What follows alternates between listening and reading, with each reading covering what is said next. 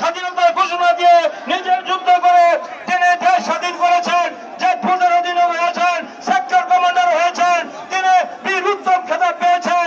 খেতাব পেয়ে তিনি আবার ব্যারাকে ফিরে গিয়েছেন। আবার 1975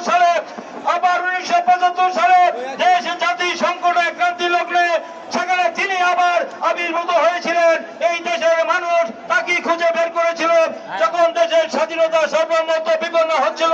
আধিপত্যবাদ সম্প্রসারণবাদের সেই দূষণরা যখন বাংলাদেশের স্বাধীনতার এবং সার্বভৌমত্ব হস্তক্ষেপ করেছিল, তখন এই দেশের সিপাহী জনতারা সেখানে সেই সকল ষড়যন্ত্র চক্রান্ত রুখে দিয়ে জিয়াউর রহমানকে বন্দী দশা থেকে 1975 সালে সেই 7 নভেম্বর বন্দী দশা থেকে বের করে এনে তাকে চূড়ান্তভাবে সেই ক্ষমতার কেন্দ্রবিন্দুতে বসিয়েছিল।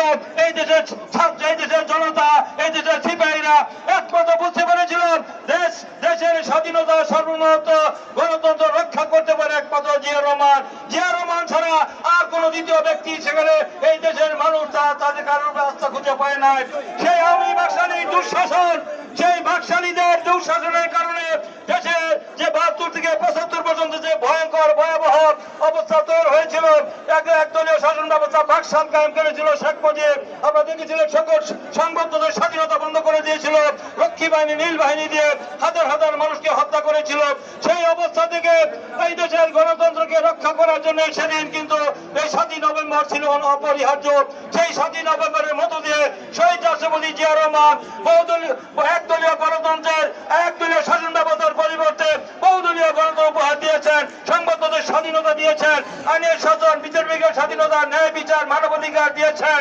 এই দেশে একটি স্বনির্ভর, সুখী, সমৃদ্ধশালী একটি বাংলাদেশ তিনি গোটা বিশ্বের কাছে উপহার দিতে পেরেছিলেন মাত্র 3.5 বছরে।